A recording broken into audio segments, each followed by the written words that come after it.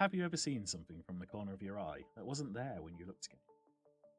How about hearing from a friend of a friend that while they were hiking somewhere, they thought they saw something impossible, but when they spoke to a park ranger, there was always a simple explanation that left you unsatisfied?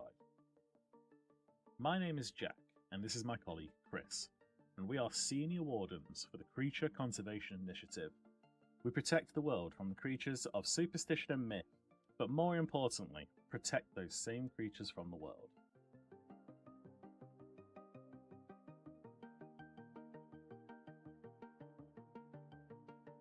Well, hello there, people. How are you doing today? And hello to my good friend and colleague, Chris.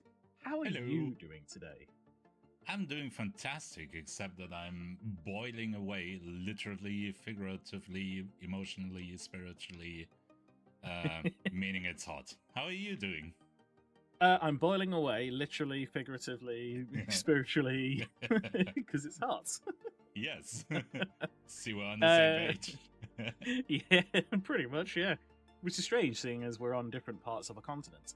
But no, it's just very hot in the UK right now. And my room where I do my recording and various other things is just got the sun.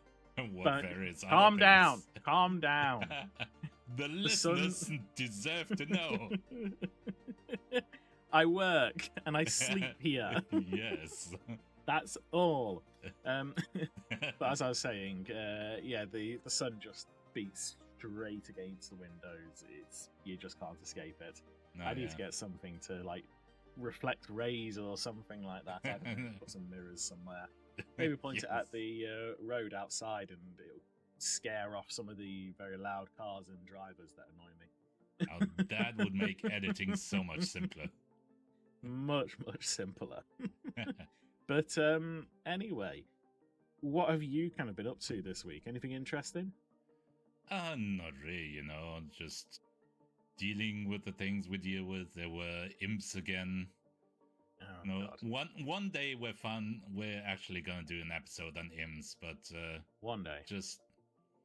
They're just basically daily routine at this point. As always. They're pests. Always something. They're just pests. Yeah. Well, this week I have been actually along one of the seaside towns in my wonderful country of Great Britain. Ooh. Looking after the creature that we have on our plates today. Which creature would that be, Jack? We are looking today at the Whitby Wyrm. The what? The Whitby Wyrm. So, the seaside town of Whitby has a worm.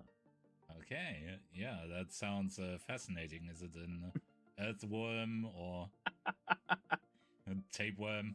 No, we are talking about the more draconic form of a worm. Oh. So, remember the difference between a worm and a dragon? Dragon 4 legs, worm 2 legs. Yes. But technically 4, but 2 of them are on the wings. Important to remember all of that, because they get very annoyed, worms and things like that, when you don't remember that, as well as dragons. But that's a whole other kind of thing. Yeah. But essentially, yes, there is an area of this country, and it turns out there's quite a few different areas around the UK that have kind of draconic-like worms. But today we're specifically talking about the Whitby Wyrm. Okay. Have you heard of it before? To be honest, no. I've heard of the Glasgow worm, but I think that's something else. So is it a specific creature, or is it just a worm that happens to be in what was it called? Whitburg? In Whittington? Whitfordshire? Whitby. The seaside town of Whitby. Whitby. Yes. Yeah. The would-be town of Whitby. Whitby. Whitby. Yes. Whitby. Whitby. Little less phlegm, but yeah. So this Whitby Wyrm, what's its deal? Well, to answer your first question, yeah, it's a specific creature. It's a very, very individual creature. Okay. It's not like a group of them.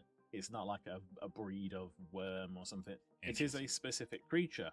And it's existed for a very, very, very long time. And as we know, dragons, worms, and things like that, they can live for a very long time. If anything, I'm not really sure what the kind of life expectancy is of them. Love you a long time.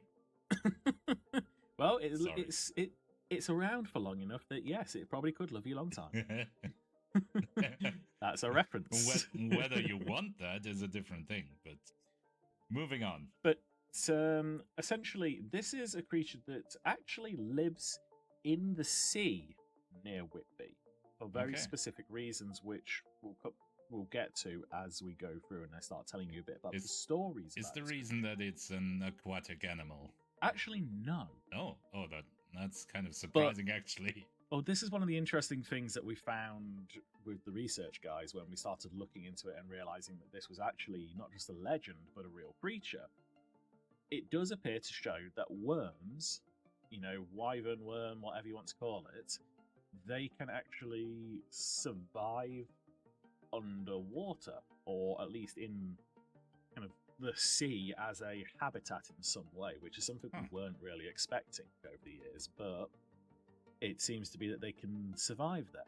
But as a kind of descriptor for it, there's not an easy way to describe what it looks like, because no one really has what I would call a reliable kind of image or evidence of picture or anything like that. We just know it exists because of its actions and the fact that we've had to intervene on more than one occasion. But it's described in a very, very traditional kind of way from scary sea creatures. It's a big, the kind of Viking invaders and Saxon invaders and things like that into the UK of many, many, many years ago. They describe it as being kind of like a black-scaled eel-like creature. An eel. Yeah, well, they seem to see it as a kind of 20-foot kind of sized beast, but we know it is a lot bigger than that. So bigger than that. When it comes down to the eel kind of descriptions, they have obviously only kind of seen its neck and kind of like that snake-like kind of neck that you tend to see with these kinds of larger draconic-like creatures. So, but they've only ever seen it and described it in the terms of it appeared up next to their boat or something.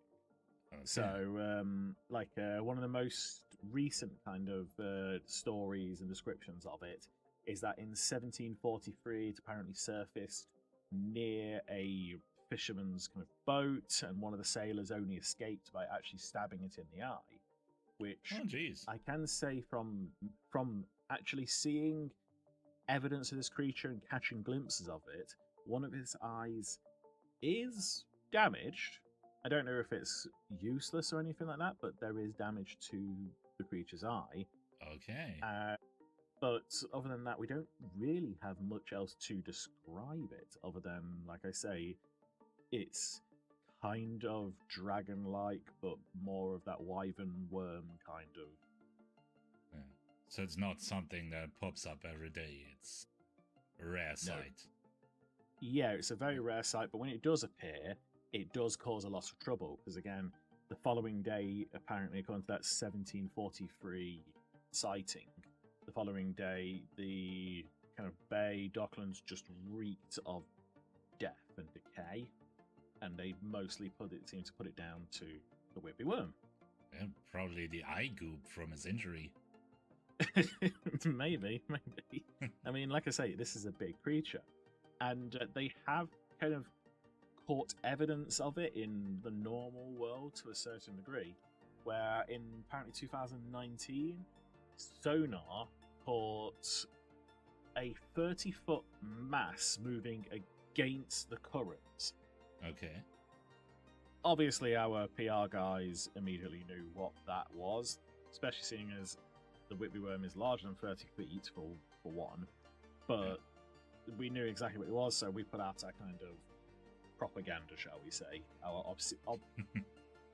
obfuscation. I think that's the word I'm looking for. Our marketing. That's it. Our marketing. But they put out that they thought it was kind of like, or even like a fossil moving against the the largest water. sturgeon you've ever seen. Well, I genuinely don't know how big sturgeons can get, but I have no I guess idea. the 30 feet. Wait, let me provide you a service and Google that. Sturgeon length. Sturgeons can reach 7 to 12 feet in length. That's a big sturgeon. That's what, 2 to 3 times the size of the largest sturgeon? Yeah, I mean, I can only assume you can't prove head. it doesn't exist. True, I can only assume whoever was doing the PR stuff that day might have been drunk. Probably. Maybe mix it up with one of these. What are these mega long fish called? Isn't an oarfish? Oh, I don't have a The clue. really big ones. No, I'm not googling more fish. I'm sorry.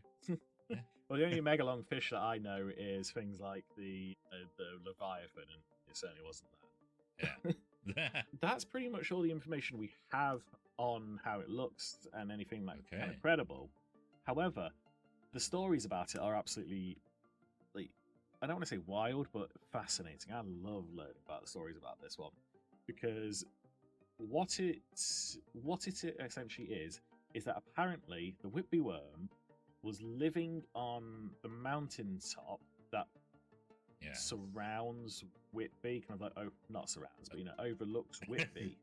Yes. Up until about 657, and in that time it was supposedly sleeping, And very then the kind of like mountaintop millennia long didn't. sleep. What was that? The mountaintop was gone. Well, depending on which story you're working on, there's one story that says that essentially the Whitby Wyrm kind of had this as that the kind of area was its dominion. So it ruled the area, and it was quite cruel and nasty. And that the people of Whitby that lived in the area cried out for help to deliver them from this cruelty of the Whitby Wyrm. And at which point, some Benedictine monks came to Whitby to build. How did they get involved? Not sure, but the evidence of the fact that they were there is still around. Okay. Because they came and they built they started building an abbey in Whitby. Oh yeah, that's gonna help. Yeah, well, the abbey is still there. It did become disused and it is now a bit of a ruin, but the abbey itself is still there. Apparently, and this is where we're kind of going into that realm that we go into every so often, where religion seems to come in and save the day, and I start to feel like it might be a bit of propaganda, because the Whitby Wyrm itself, I know, I am shocking, shooketh. I am shooketh. But this same creature, it was angry at the fact they were building an abbey because they started building the abbey on this kind of mountaintop where it lived. Okay. So it tried to destroy the abbey.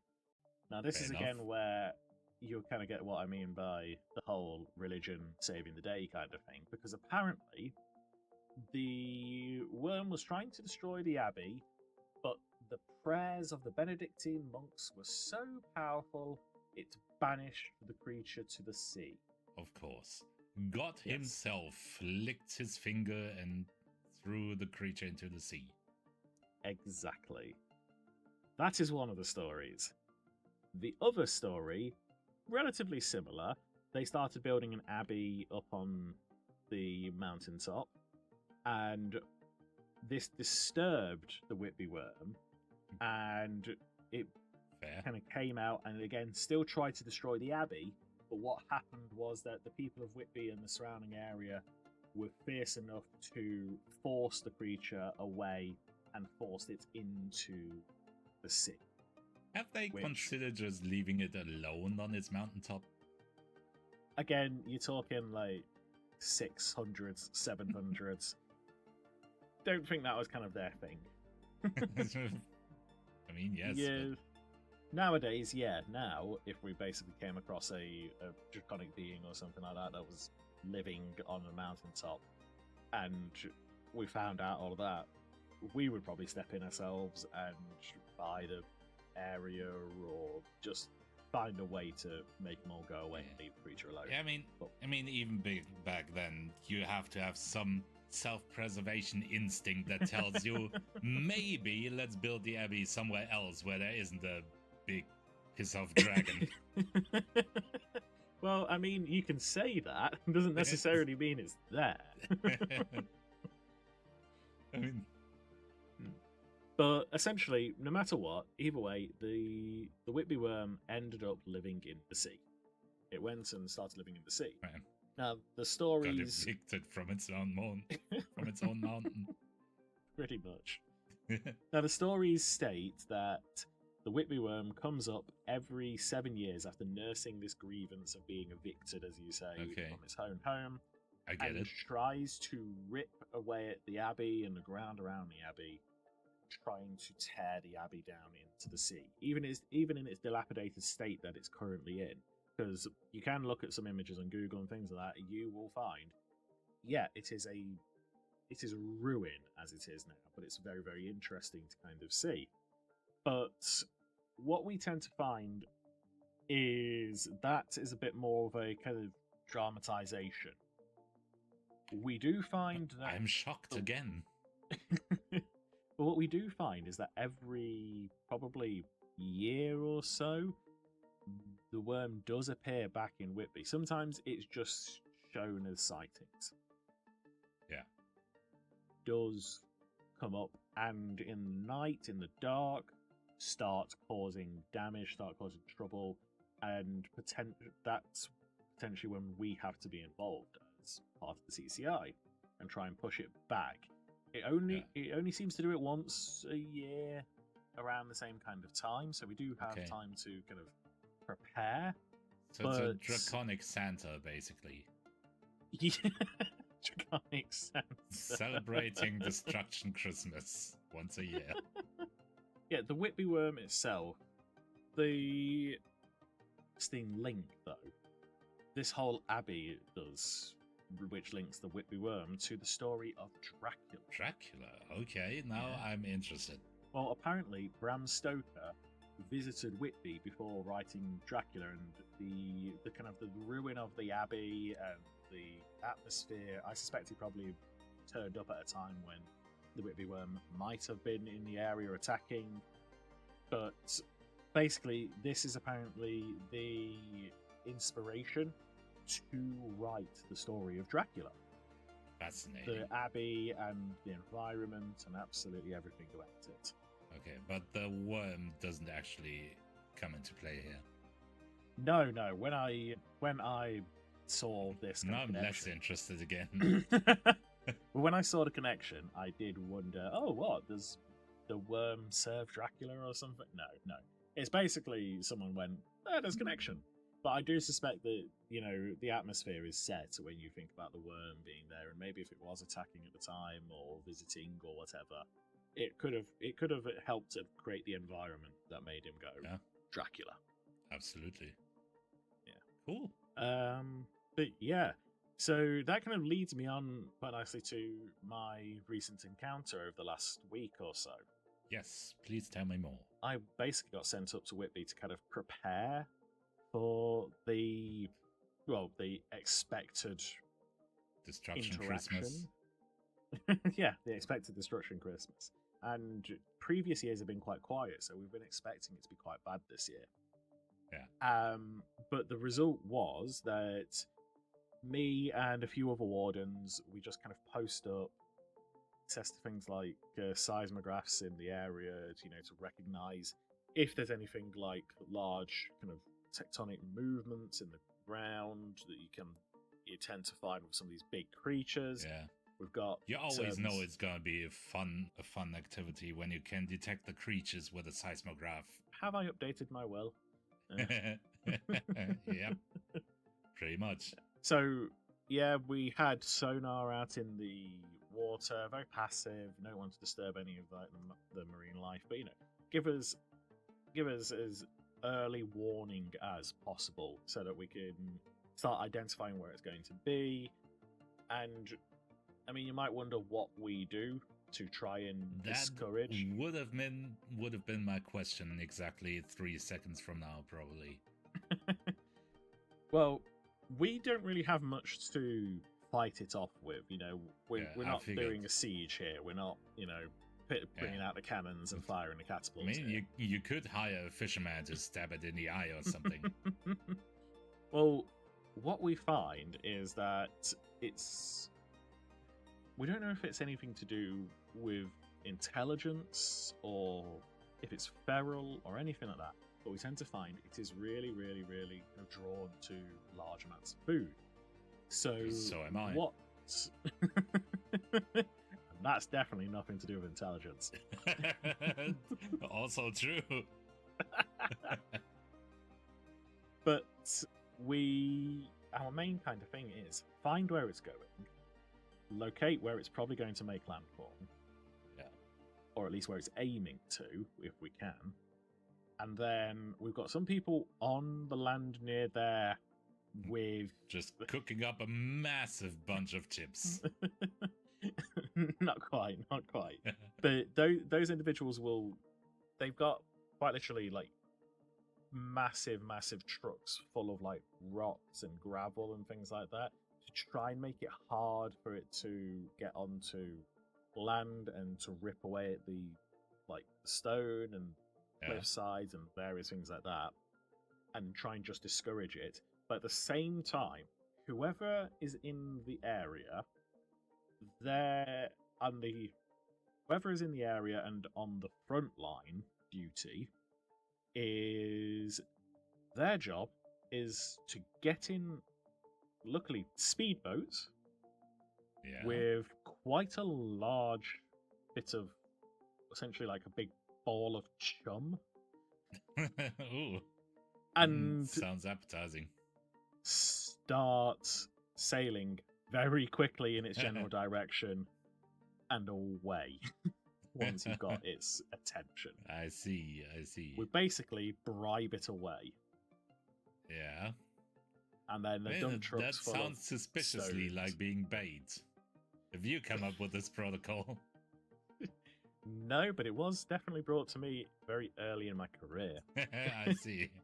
That explains a lot. And I would say this is not one of my favourite duties. Oh, I thought you'd fit right in there. Oh, don't get me wrong, I'm very good at it, but the string that holds the big ball of bait, chum, whatever you want to call it, is never long enough for my liking. Of course. Something about like aeronautical dynamics and drag and all of this kind of thing. My argument is I really don't want to be eaten. But, understandable. But, you know, apparently budget cuts. We can't afford 3 feet of line. I think it's someone just having fun with me. Absolutely. But, yeah. So I was kind of just on the kind of central kind of coastline, just waiting. It very rarely attacks the central coastline. It was one of the years where I did actually choose where I got to go, and I chose.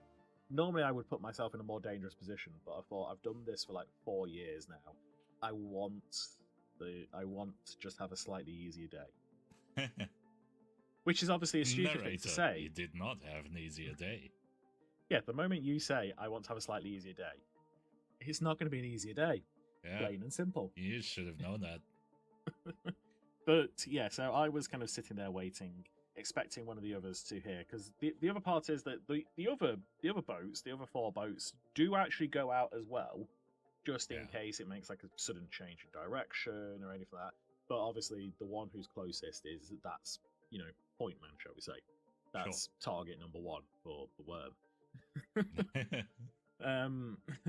You can interpret that whichever way you want it.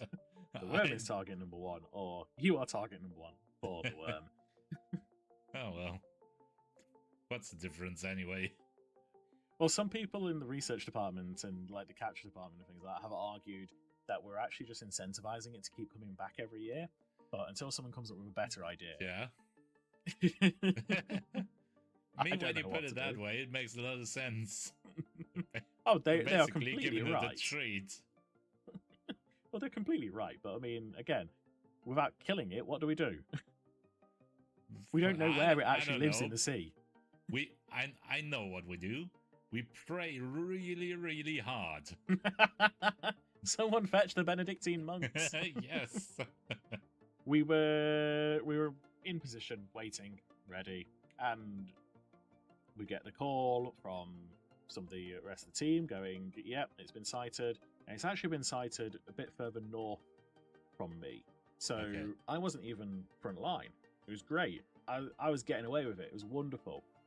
Someone else had the major job to do today, so Sure. they set off. But I obviously turned my boat on and we start speeding off towards there. I've got the chum in the back of the back of the boat ready to be like lobbed overboard, just because again it's quicker to get you to position that way. Yeah. And that is again around the time when my radio starts cutting out.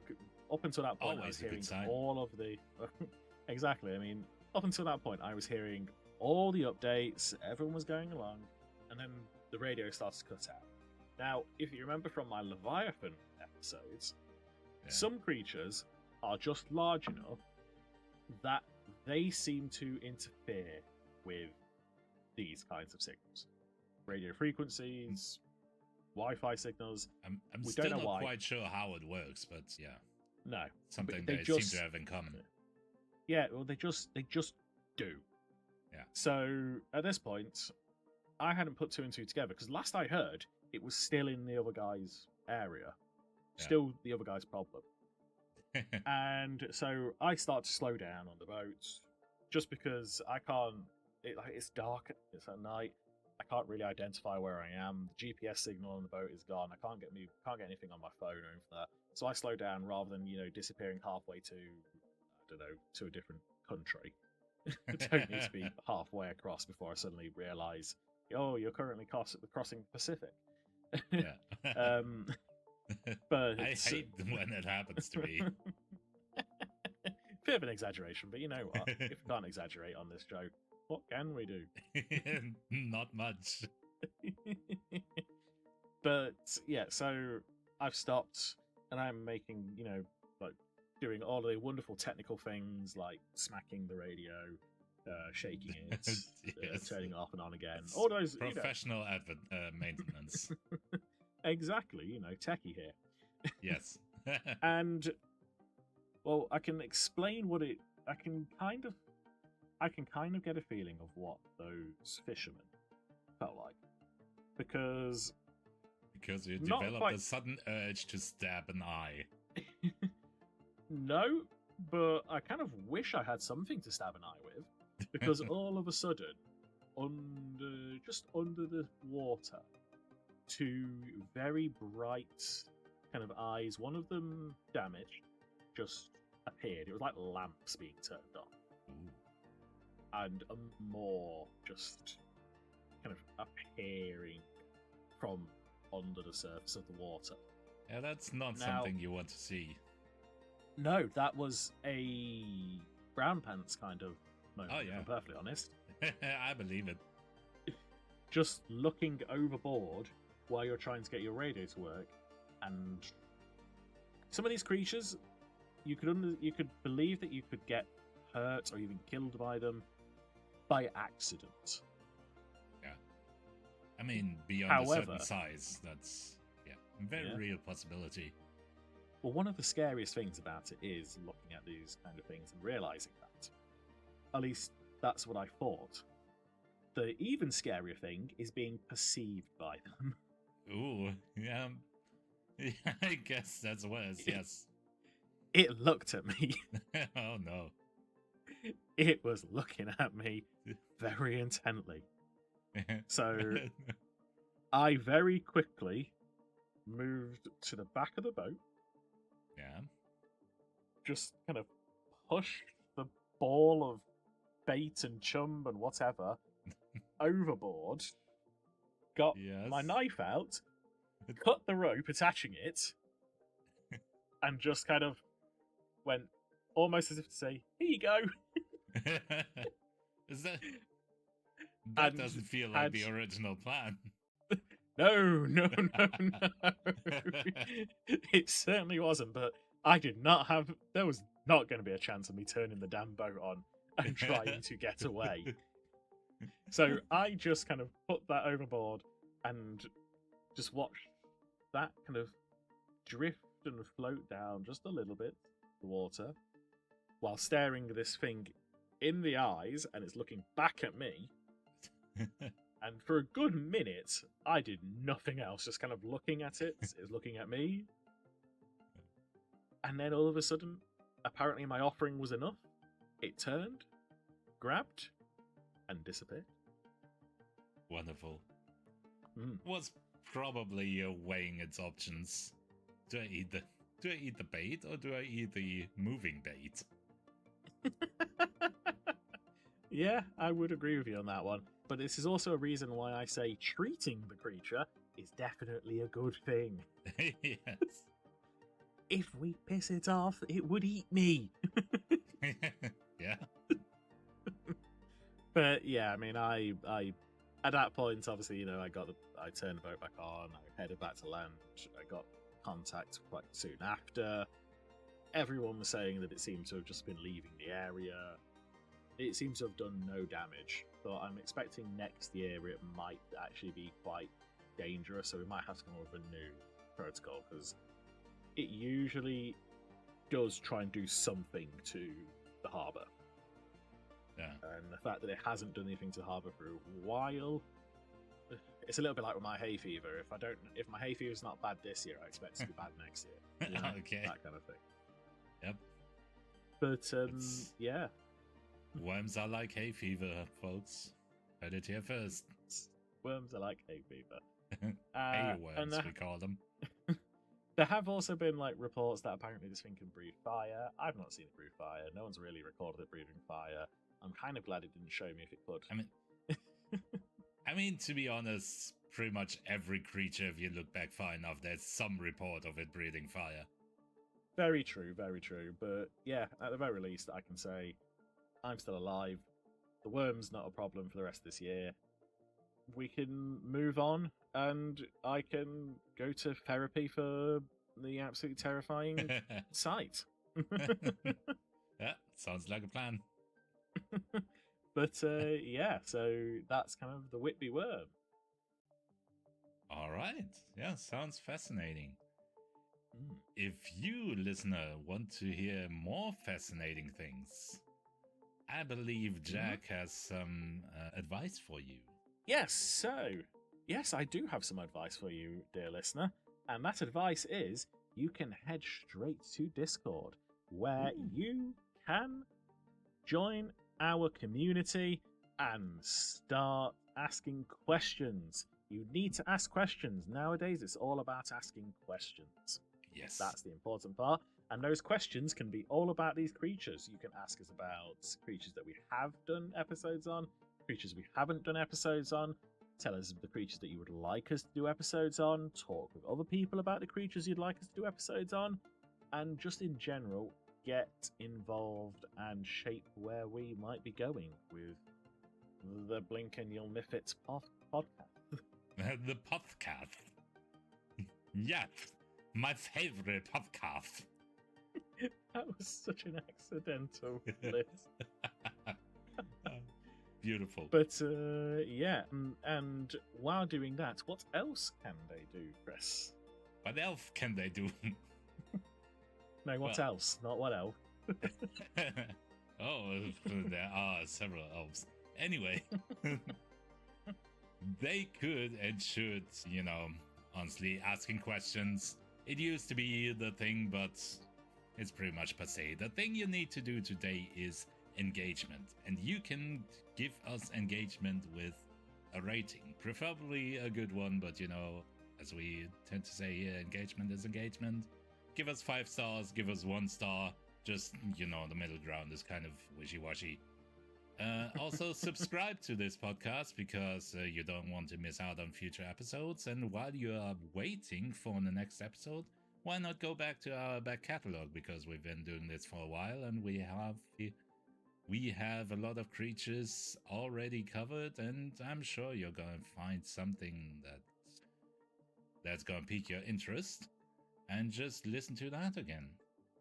And also, of course, share it with everyone you know, with your friends, with your enemies, with your maybe lovers, with your will they, won't they's, with your pets, possibly, because who knows, maybe they want to listen to podcasts. Have you ever asked them? Of course not, because you're horrible. Hey, Or you listen to aren't. listen. I'm not sure why I was being so mean there. I apologize. Unless you did not subscribe, then I don't take anything bad back. Yeah, we don't take anything back.